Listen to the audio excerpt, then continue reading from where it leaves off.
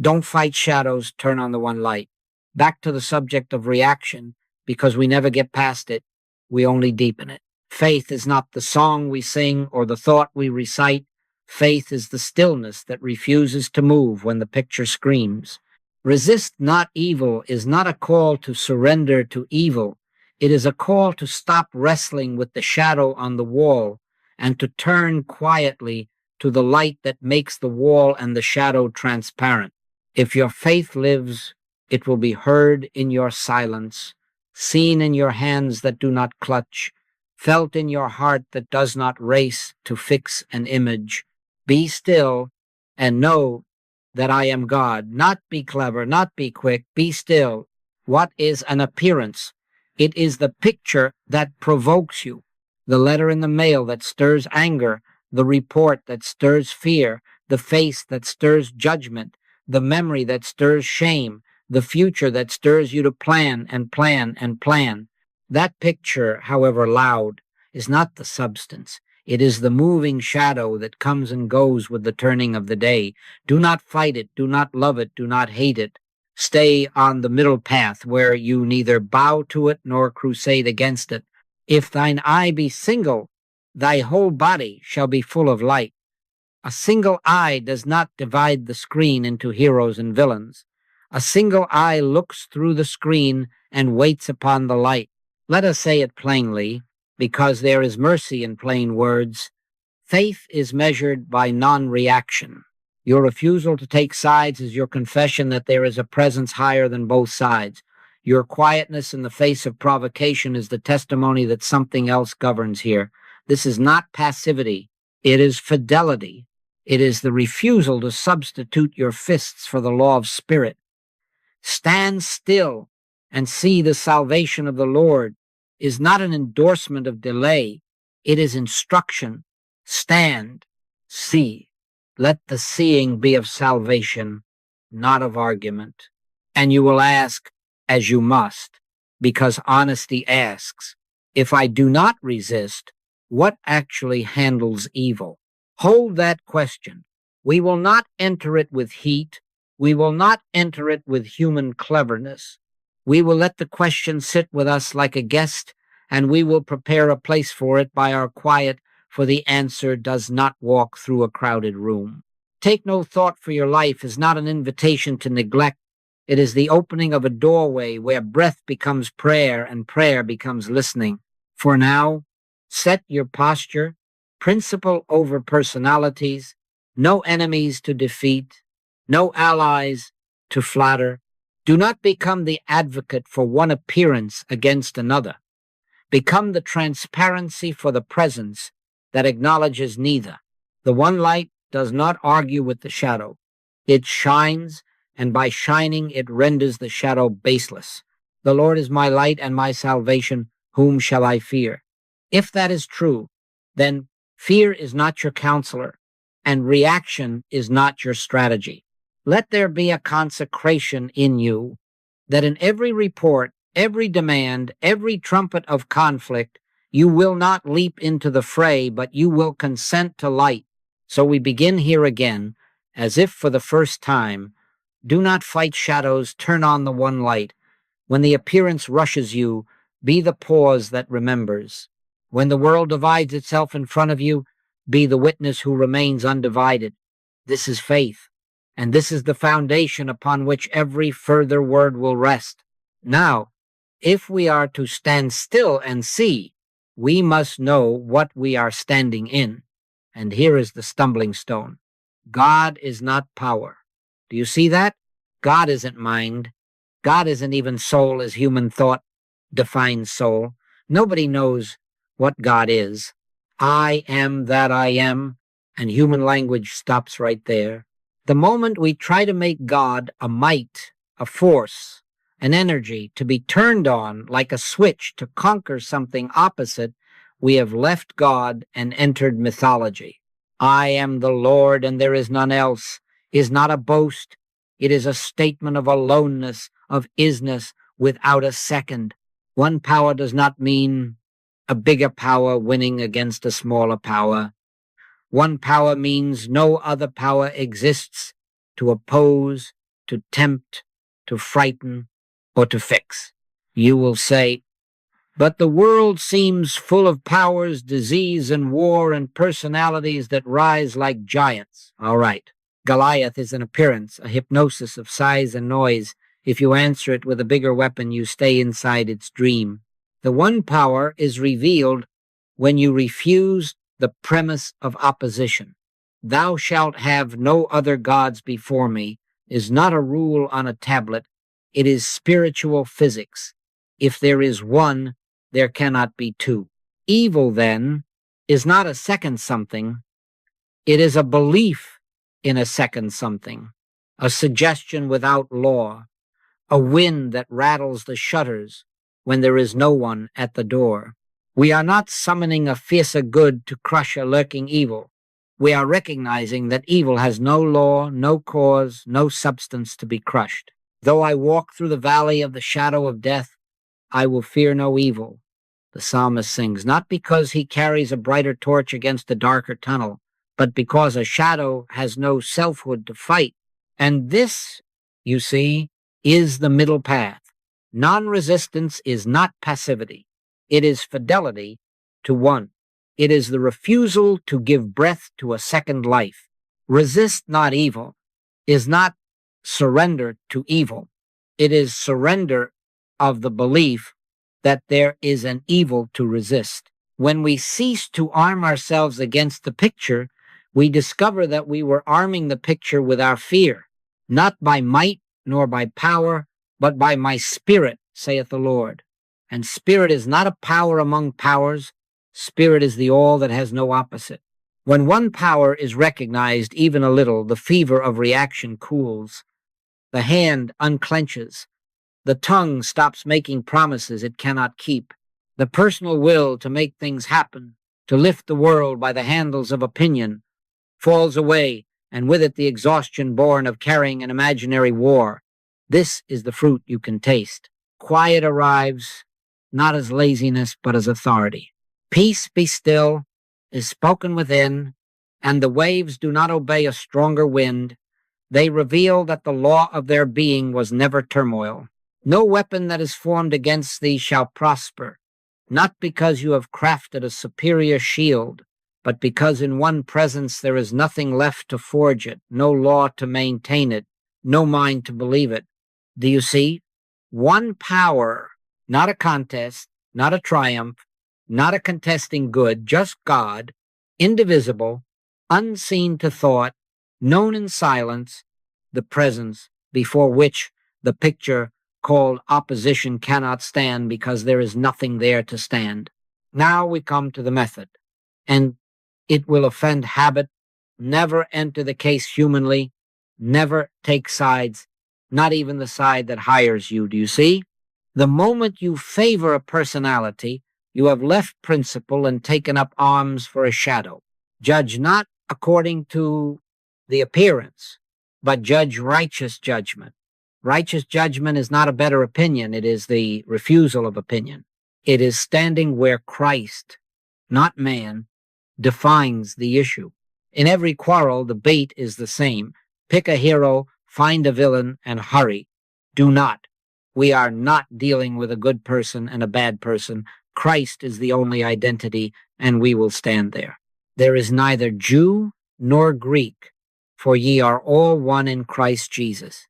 If that is true, then neither badge nor grievance confers reality. Principle alone is real. Personality is costume, and we do not minister to wardrobe. Outcome is the world's idol. It demands victory, vindication. Your interest is not in victory or vindication. Your interest is in the emergence of spiritual good. If spiritual good appears as correction, let it be correction. If as release, let it be release. My kingdom is not of this world, and so the metrics of this world, who won, who apologized, do not govern your prayer. Let God have its perfect work without your scoreboard. Here's the middle path, not as poetry, neither fear, love, nor hate any appearance. Refuse psychological alliance with either camp. You may read letters, hear speeches, receive tears, and you will not place your weight on any of it. Step back inwardly. Loosen the grip of sympathy and antipathy alike. Put up the sword of mental argument.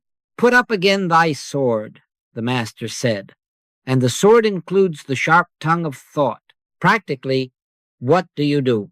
You retire one step into the heart, let the breath fall quiet, and release the story you have been told and the story you prefer. Wait until the presence announces itself as a hush. Then, only then, are you qualified to be in the room. You do not send statements at the problem. You become transparency for the one. It is the spirit that quickeneth. The flesh profiteth nothing. And as you hold to this, watch how heat drains from the scene. Without your alliance, the appearance loses its fuel. Something undesigned begins to shape itself, terms neither side imagined, or a separation by peace, or a softening that makes yesterday's threat irrelevant. Do not claim credit. Do not explain. Stand aside inwardly and let Christ have the field. Effectiveness begins exactly here, when we abandon sides and abide in principle alone. Now let us name the impersonal, because until we do, we are forever fooled into wrestling with faces and titles and symptoms. This has nothing to do with this person. This is a universal belief presenting itself as a local problem. Judge not according to the appearance, but judge righteous judgment. Righteous judgment does not weigh personalities. It discerns principle. The anger in your boss, the fear in your child, the spike on the chart. On the whole, it is not theirs. It is the age-old suggestion flowing through the race mind, seeking a believer, seeking a reactor. Refuse to personalize the picture, and you starve it. Give it a name. In truth, universal belief, suggestion, no law. The moment you decline to make it somebody's nature or fault, you have withdrawn the hook by which it fishes for your consent. Consider the common universals that parade as law. Contagion as law, the superstition that a germ carries authority to leap where God is not sent, scarcity as fate, the arithmetic that counts God out and calls it prudence, guilt as sacred duty, the old yoke that confuses penance with holiness and keeps the heart bowed to a memory. None of these have divine authority. The earth is the Lord's, and the fullness thereof. Where is the statute in God that ordains lack? Where is the ordinance in spirit that licenses infection? Where is the covenant that chains you to yesterday's misstep when I will be merciful to their unrighteousness, and their sins and their iniquities will I remember no more? If it has no law in God, what supports it? Only belief and reaction. Only fear lending breath to a story without source. Here is the method, and it is simple enough to be missed. Recognize and silently nullify. Do not argue. Do not declare 1,000 truths. Be still long enough to see the impersonal for what it is, and then without strain, let this be your inner posture. Right now, I nullify any seeming effect from a universal belief, not by my will, by non-consent to a non-law. Perfect love casteth out fear, not human affection, but the recognition of one love as the atmosphere of being dissolves the fear that was propping up the mirage. In that love, the scaffolding of suggestion collapses because nothing real was holding it. You will notice, as you decline the personal hook, the appearance loses voltage. The quarrel that needed your indignation cannot find it. The symptom that awaited your dread cannot feed on it. The account that demanded your arithmetic meets your quiet and cannot compute it. Get thee behind me, Satan, is not spoken to a man. It is spoken to temptation itself, to the belief in twoness. And then I beheld Satan as lightning fall from heaven instantly as recognition withdrew the counterfeit authority. What we fear is a belief assuming power. Recognition withdraws that counterfeit authority. So do not fix the screen. Do not tutor the actors. Stand where there is one law, one life, one presence. Let the silence say what words cannot. No law supports this. No cause originates this. No mind maintains this. And without your reaction, the shadow thins and the light is all you see. Now we come to the practice, and I must say it plainly because the mind will try to improve it. Nobody, by taking thought, can contact God.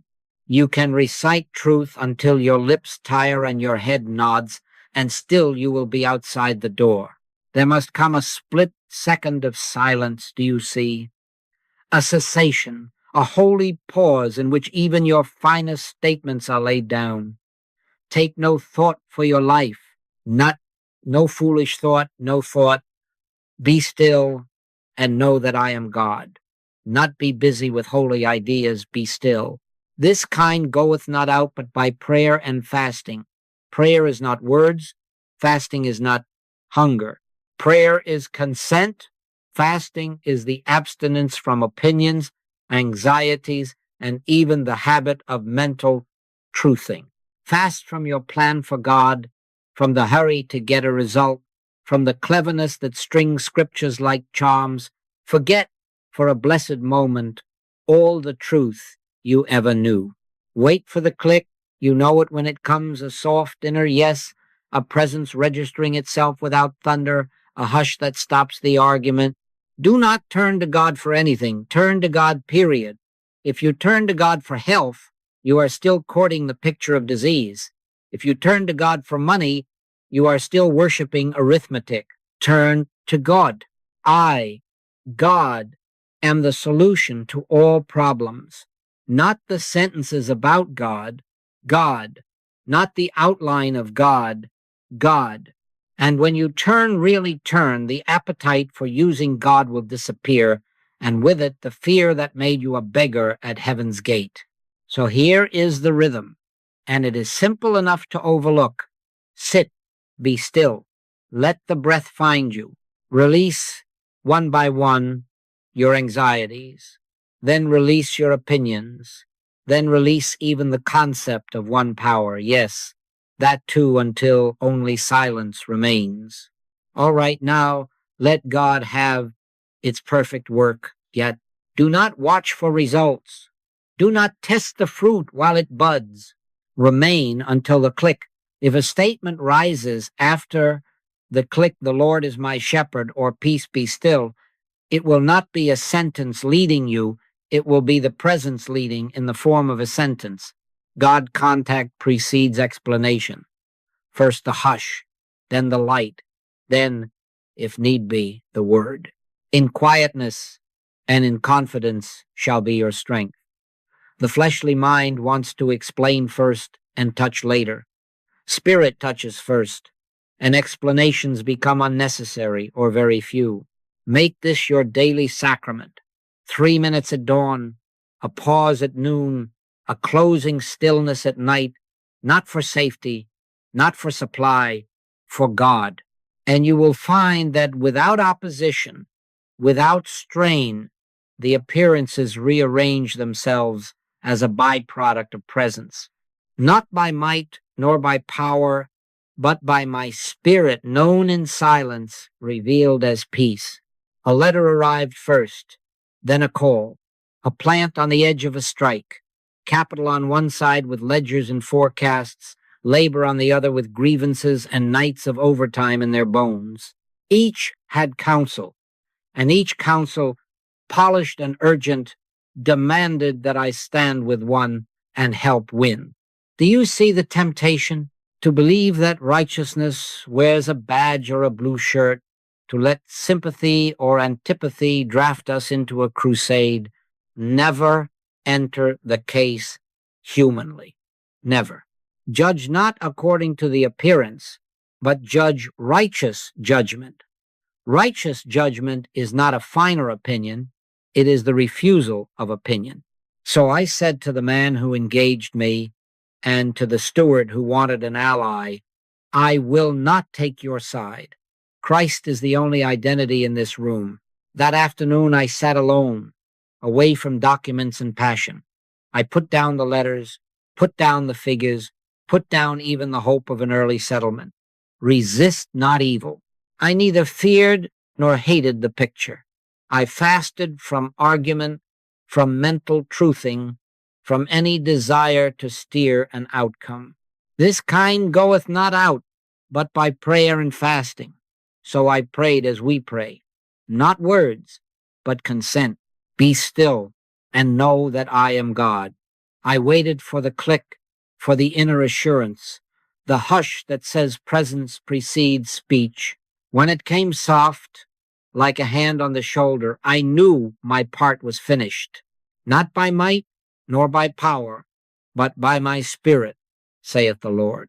Next morning they met again, counsel on both sides, prepared for a siege, but the heat was gone, without any argument from me, because I offered none. The talk that had circled wages and penalties slid almost shyly into a different field. A foreman spoke of safety, a steward of apprentices, an owner of idle machines and wasted skill. Someone suggested a trial season of joint scheduling, labor setting overtime, in exchange for management funding, an apprenticeship ladder, and sharing the savings from reduced stoppages. The central claim that had been shouted for weeks dissolved.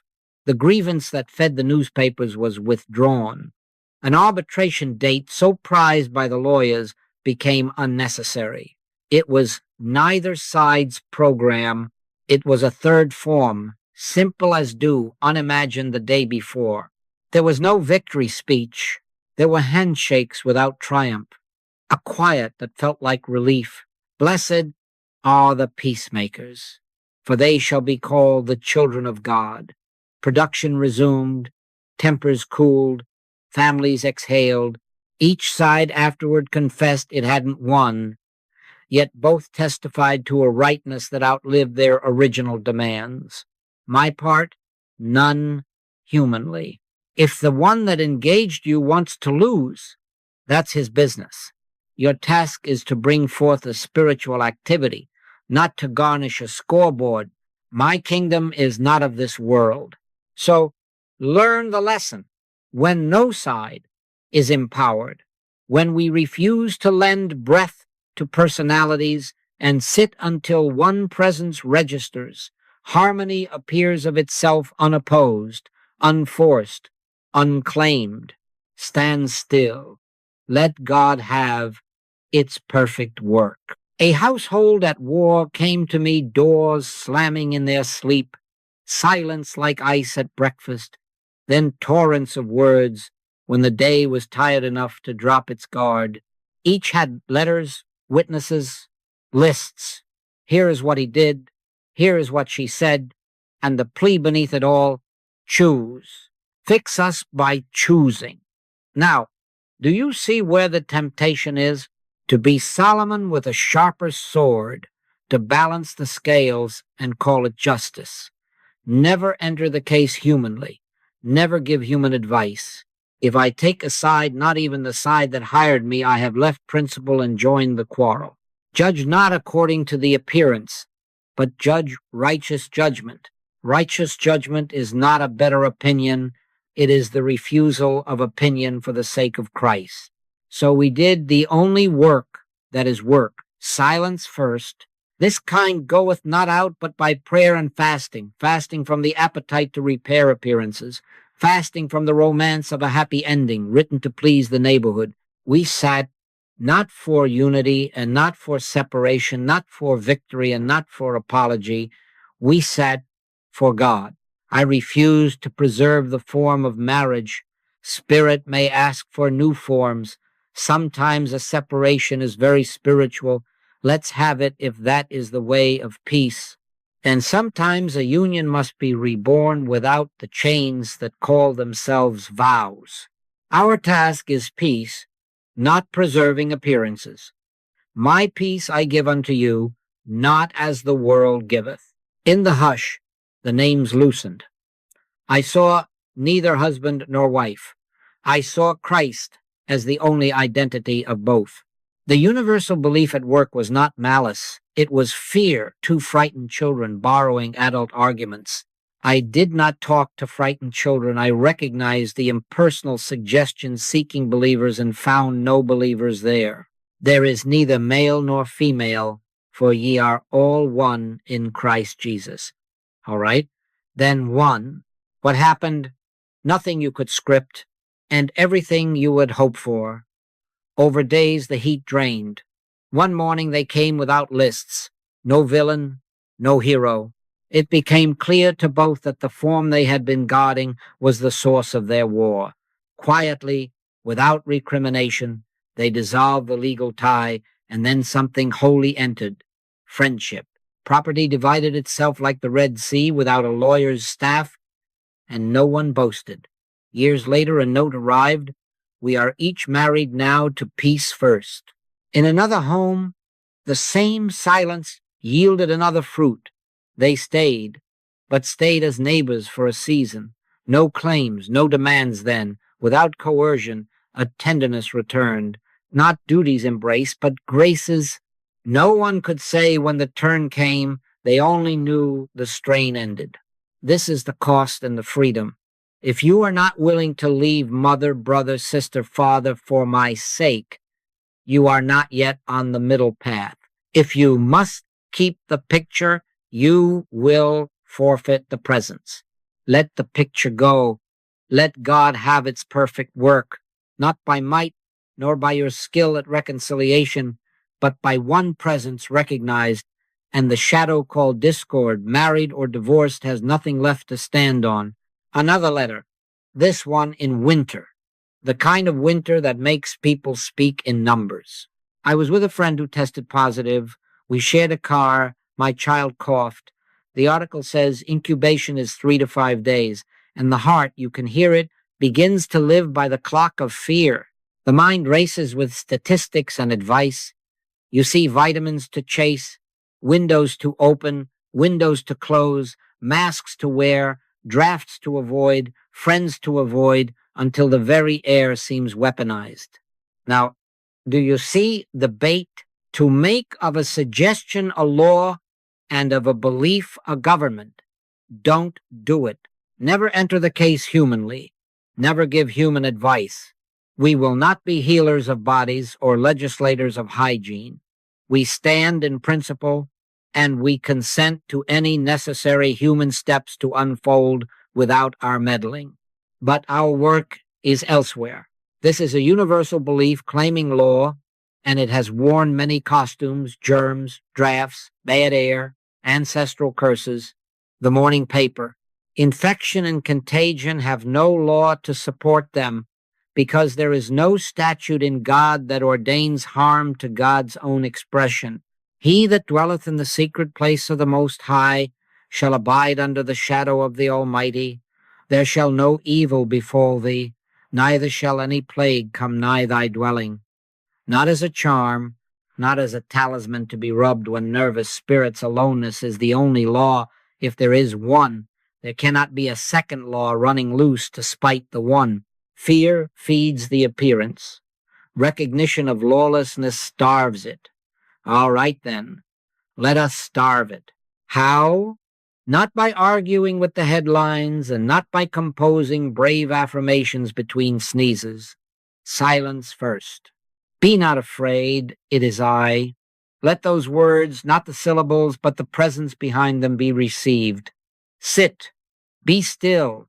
Let the breath settle until the story of exposure, the parade of symptoms you have memorized, the mother's warning about sitting in a draft all pass like smoke. Forget, for a holy moment, all the truth you ever knew. This kind goeth not out but by prayer and fasting. And the fasting here is from fear's diet: scanning, calculating, rehearsing. Wait for the click, the soft yes of God contact. When it registers, do not leap up to check your pulse. Rest under the everlasting arms. If a word rises, let it be simple, almost shy. In him we live and move and have our being. Or The law of the Spirit of life hath made me free. Then be quiet again. We offer no human advice about treatments. We neither forbid nor prescribe. Stand in principle while any necessary human steps unfold as they must. If a test is to be taken, let it be taken without drama. If a room is to be aired, let it be aired without superstition. Our trust isn't in the step. It is in the presence that precedes all steps. Not by might, nor by power, but by my Spirit, saith the Lord. The authority is not in the cloth, the pill, the draught, or the absence of them. The authority is in one recognized. What happened with our winter friend? The fear withdrew. That is the headline. The inner trembling gone. The clock that had been counting down silent. The body and the circumstances followed the peace established within, naturally, almost embarrassingly simply, as mist burns away when the sun lifts. Whether the symptom flickered and went out or never appeared at all was secondary. The government had changed. Thou wilt keep him in perfect peace, whose mind is stayed on thee. And under that governance the appearance had no fuel. Do you see? We did not fight the germ.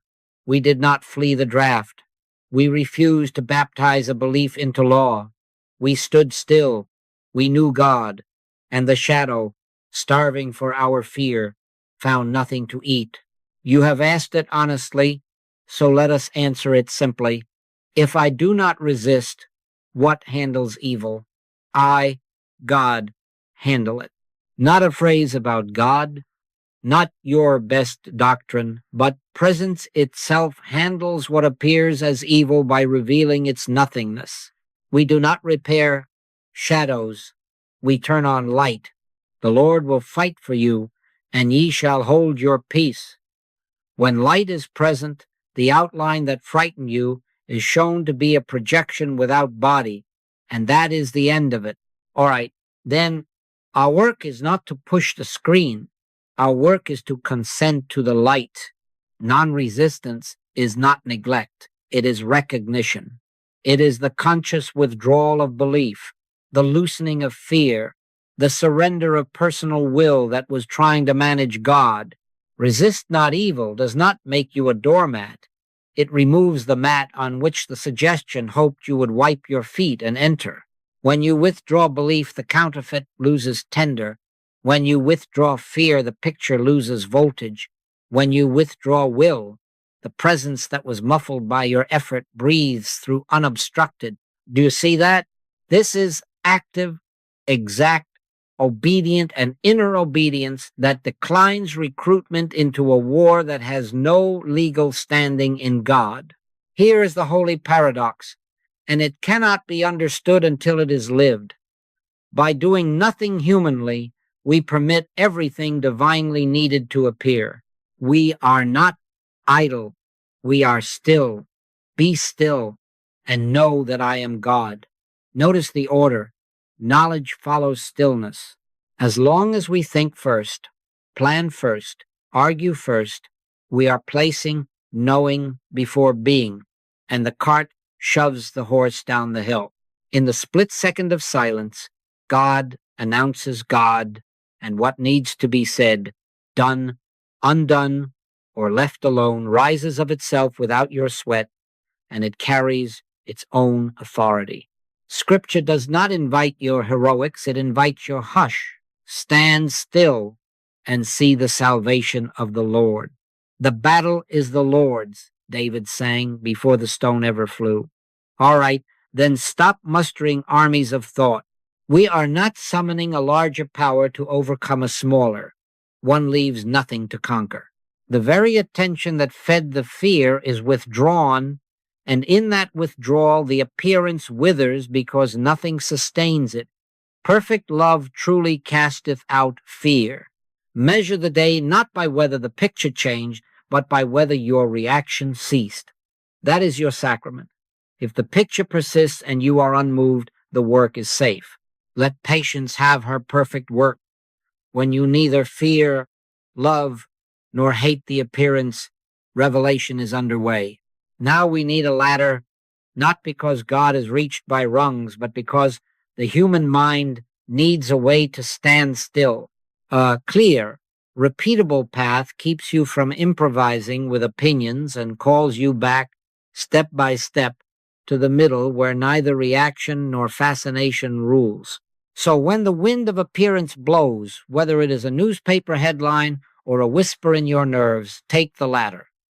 Do not argue with the wind. Take the latter. First, identify the universal belief at work and name it impersonal. Is it contagion, scarcity, guilt, punishment? All right. Do not attribute it to this person or that event.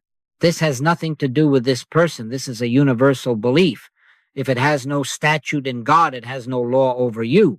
There is none beside me, therefore there is no second law running loose to frighten God's beloved. Under your breath, without drama, right now I withdraw belief from this suggestion. I grant it no mind, no cause, no law. Get thee behind me, Satan, not to a man, but to temptation itself. Second, drop theological complexes, release your favorite formulas. God is not in our statements about God. God isn't mind. God isn't even soul. Nobody knows what God is. I am that I am, and we stop there. Man was not made for the Sabbath, nor God for our syllables. Forget, for a holy moment, even the truths that served you yesterday. Do not turn to God for anything. Turn to God, the mind that leans on charms and verses the way a child clutches a toy has not yet found the parent. Third, relinquish personal clinging opinions, outcomes, timelines. Neither fear, love, nor hate any appearance. Put up the sword of rightness. Lay down the shield of grievance. Refuse the excitement of winning. Resist not evil. Do not smuggle reaction into your work under the cloak of zeal. You cannot hear the still small voice while you are auditioning your own. Fourth, prayer and fasting. Sit until the inner click. Take no thought for your life. Be still and know that I am God. Fasting here is the abstinence from mental activity about God. Be quiet and quieter still until the yes of presence registers, often without words, a soft authority, a weightless peace.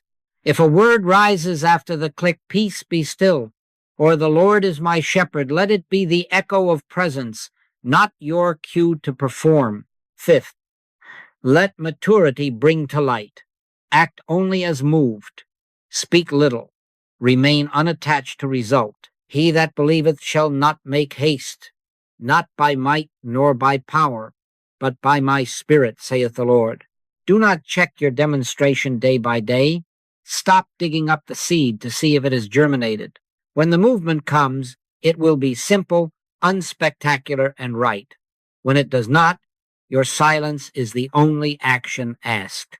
In quietness and in confidence shall be your strength. Take this ladder often at dawn, at noon, at evening, until non-reaction is trained into the very muscles of your attention and silence, flowers naturally into guidance. Then you will find that you are not managing life. Life is living itself through you, and the shadow specters that once demanded your side, your fear, your hurry, find nothing in you and pass on. Now comes the gentlest discipline of all, and for many of us the most demanding. Do not look at your demonstration day by day. Fruit does not ripen under inspection.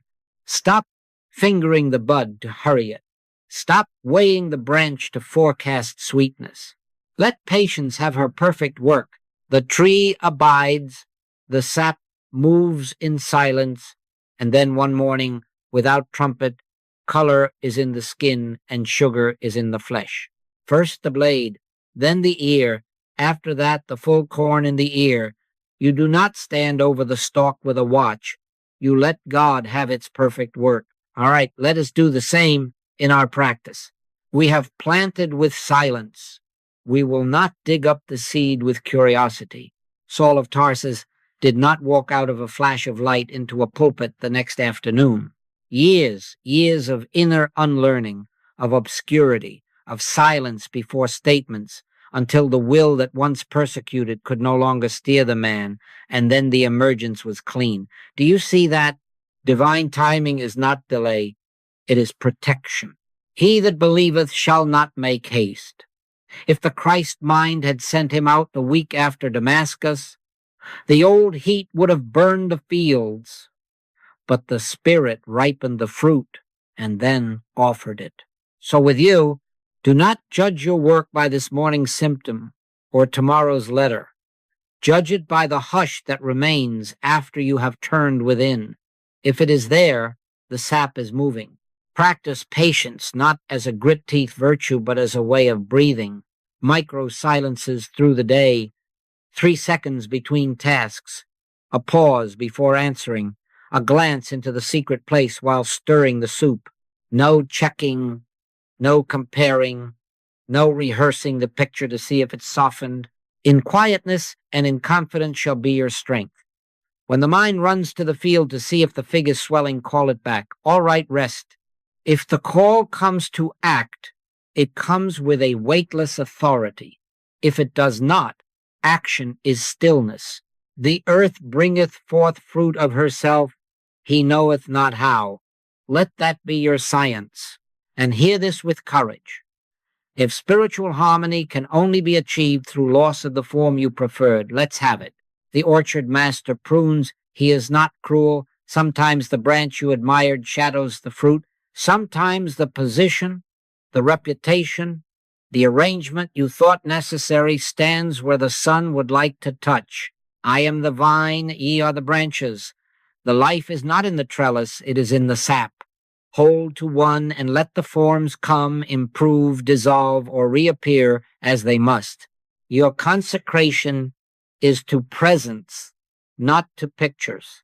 Maturity is known by non-reaction that holds even as forms change. When the promotion arrives, the heart does not leap. When the account closes, the heart does not sink. When the body steadies, gratitude is quiet. When the body complains, fear is quiet. Be still and know that I am God. Measure the day by this. Was I unmoved in God? Then the work is safe, and the fruit will show itself in due season on God's schedule, not ours. In due season we shall reap, if we faint not. Stand still, abide in the vine, and let patience, like sun and rain, protect the holy work until sweetness is inevitable. Not by might, nor by power, but by my Spirit, ripening what you cannot engineer, revealing what you do not need to watch. Now let us seal this with consecration, not a vow to struggle, but a quiet decision to stop fighting shadows and to live on the middle path where one is enough. Hear it and write it in your heart. Never enter the case humanly. Never desire to change appearances. Never take sides.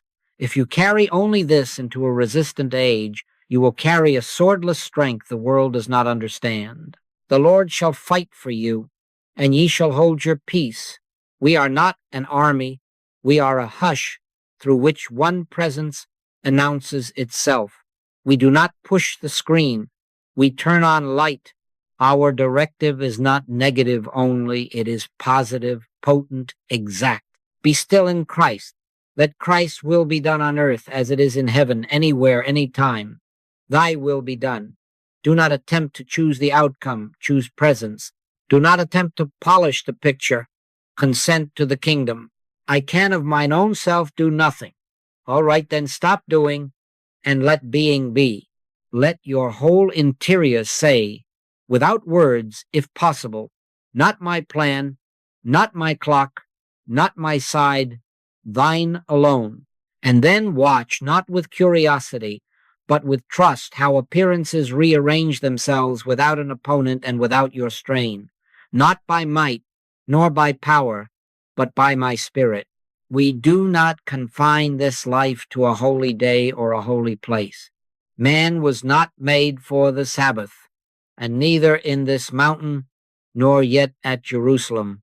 But the Father seeketh such to worship him in spirit and in truth. Your Sabbath is the pause in the grocery line, the breath before you answer the child, the hush that settles while the elevator rises. That is church. That is altar. That is where sacrifices end and consent begins. The hour is always now. The temple is within. The priest is silence. So make it simple. Begin the day in silence, 3 minutes if you have them, 30 seconds if you do not. Take the latter. Name the suggestion as impersonal universal belief. Drop your theologies. Release outcomes. Wait for the click, then rest. Refuse reaction as the news speaks, as the coworker inflames, as the body whispers a complaint. Share peace, not opinions. If you must speak, let it be scant and clean, arising after the click, a word of kindness. A peace be unto you that has weight because it did not start with you. Midday, pause again. Nightfall, return for closing. Quiet. Do not check your demonstration. Consecrate your attention. Never enter the case humanly. Never desire to change appearances. Never take sides. We are not commissioned to win. We are sent to witness. And this, you have seen, is not theory. Case after case, when sides were not fed and personalities were not empowered, a third thing, unplanned and unopposed, appeared labor without a winner, marriage reformed into peace, contagion starved by lawlessness, recognized, blessed are the peacemakers, for they shall be called the children of God. What is a peacemaker? Not an engineer of outcomes, but one who refuses to react, refuses to lend belief to a second power, and stands so still in one that conflict, finding no foothold, dissolves. Do you see? We do not overcome darkness. We witness light. We do not heal evil. We reveal its nothingness by abiding where one leaves nothing to contest. So go now into a resistant age without resistance. Let your feet walk the middle path where you neither fear, love, nor hate any appearance. Let your hands do their tasks without hurry. Let your tongue be slow to speak and rich in quiet. Let your heart learn the measure of the day by one question. Was I unmoved in God? If yes, the work is safe, and the fruit will show itself in due season. In quietness and in confidence shall be your strength. Stand still and see the salvation of the Lord. And as you stand, remember the simplest rule of our whole way. Don't fight shadows, turn on the one light, one presence. Everywhere, unveiling peace where we thought only strain could live. My peace I give unto you. Now carry it without argument, without armor, without sides, and watch it reveal itself everywhere.